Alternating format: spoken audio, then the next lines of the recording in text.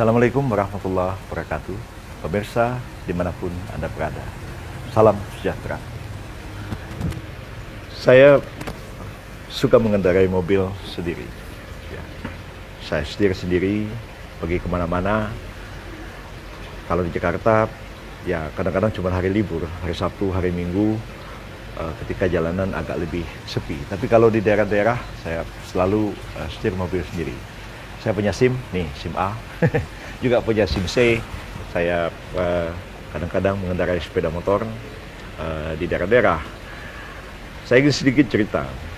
Peristiwa ini sudah terjadi lama sekali, ya kira-kira tahun 1991. Ya.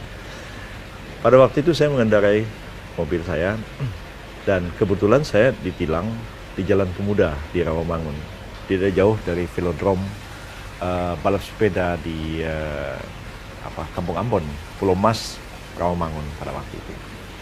Ya, ketika di stop oleh Polantas, ya saya patuh dan saya tanya ada masalah apa. Dan dia tanya pada saya mana SIM-nya, dan saya tunjukkan SIM-nya ada, STNK-nya saya tunjukkan ada. Terus saya katakan apa masalahnya dengan saya. Lalu Polantas itu yang sendirian mengatakan bahwa Anda melanggar garis lalu lintas.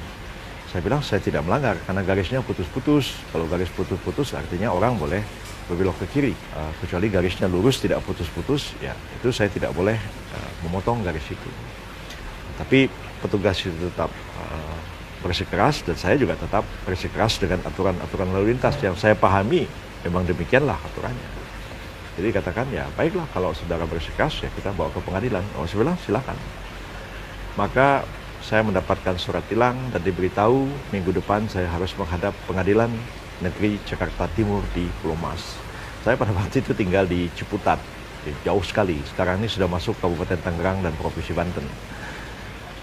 Datanglah saya kira-kira jam 9 pagi ke pengadilan negeri Pulau Mas.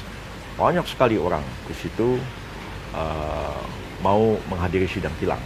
Rata-rata itu orang biasalah, banyak sekali supir angkot, supir kendaraan umum yang lain, yang juga menunggu di tilang. Tapi tunggu itu sampai jam 1 siang, itu belum juga sidangnya dimulai. Banyak orang mulai gelisah, dan ada beberapa calo juga di situ mengatakan, Pak, ngapain nunggu lama-lama? Bapak bayar aja 50.000, selesai, SIM Bapak dikembaliin. Saya bilang, nggak apa-apalah, saya mau ikuti sidang tilangnya seperti apa. Nah, ada orang sebelah saya sambil minum kopi di warung, saya nanya, bos, ente narik di mana? Katanya. Oh, saya bilang di Senayan. Jadi dikira saya supir taksi. Ketawa aja. Jadi ngobrol semua begitu ya. Akhirnya sudah kira-kira jam 2, ya sidang dimulai dan saya pun dipanggil ke depan. Panggil, ditanya sama hakim, Anda ngaku salah? Saya bilang enggak, saya merasa enggak salah. Oh kalau Anda enggak ngaku salah, ini bisa bertele-tele. Ya enggak apa-apa, saya bilang, ikutin aja. Oh kalau gitu polisinya harus dipanggil. Ya silakan, saya bilang. Kalau gitu sidang ditunda. Tunda minggu depan. Jadi, waduh, tunda lagi minggu depan, saya datang lagi. Biasa, jam 9 sidangnya mulai kira-kira jam 2 itu. Berjam-jam duduk di pengadilan. Pada waktu itu, polisinya dihadirkan. Polisinya 2 orang. Terus saya bilang, waktu itu yang nilang saya cuma 1 polisinya. Kok sekarang jadi 2? Bagaimana ceritanya? Dan dua-duanya mempertahankan bahwa saya melanggar aturan lalu lintas.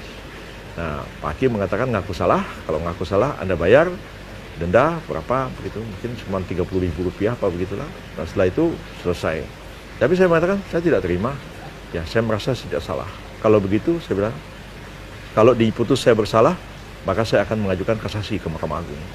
Nah, hakimnya kaget, ya, kaget karena dikira saya waktu itu belum banyak orang kenal seperti sekarang ya. Dia nggak tahu juga siapa, lihat namanya, oh, dosen ya, bilang, iya, dosen Fakultas Hukum UI. Maka saya pun datanglah ke Panitera dan membuat akta banding. Jadi saya menyatakan banding dan saya diberi waktu 2 minggu untuk membuat memori, memori kasasi ke Mahkamah Agung. Saya pulang terpaksalah harus membuat memori kasasi ke Mahkamah Agung atas putusan pengadilan tilang Jakarta Timur. Sebab putusan pengadilan perkara ringan begitu, tindak pidana ringan, tipiring itu tidak bisa dibanding, hanya bisa dikasasi ke Mahkamah Agung. Jadi saya nyatakan saya kasasi, dan seminggu kemudian memori kasasinya saya serahkan.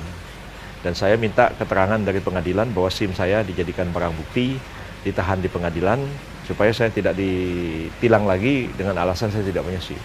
Jadi saya dapat surat keterangan bahwa SIM saya dijadikan barang bukti di persidangan pada tingkat kasasi di Mahkamah Agung. Jadi saya tunggu itu ya, dari tahun berapa ya, tahun 89 lah ya, jadi 91 ya, bertahun-tahun itu nggak ada ceritanya. Jadi selama itu saya nggak punya SIM. Yang saya kantongin adalah bukti bahwa SIM saya itu dijadikan barang bukti.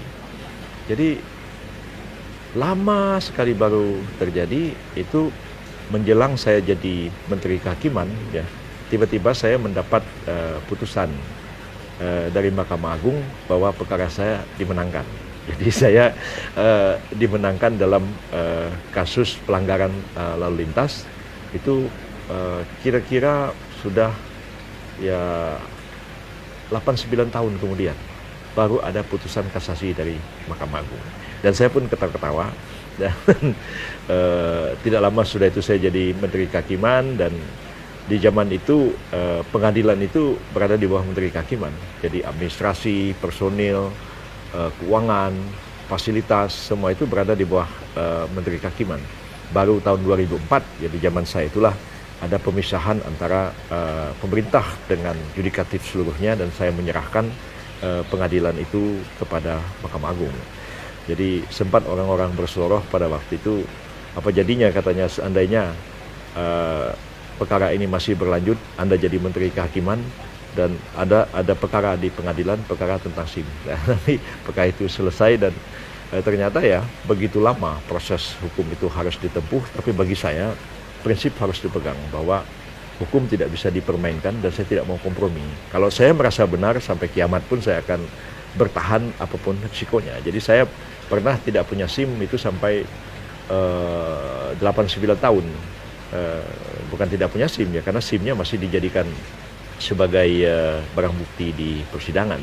Nah, banyak orang mengatakan Anda ini cari-cari masalah aja, buang-buang waktu, buang-buang energi, harus membuat memori kasasi segala macam. Tapi saya pikir semua itu memang harus kita tempuh supaya hukum itu betul-betul kita patuhi.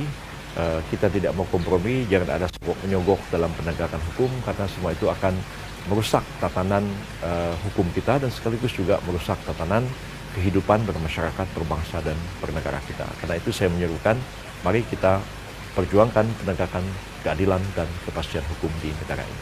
Terima kasih. Assalamualaikum warahmatullahi wabarakatuh.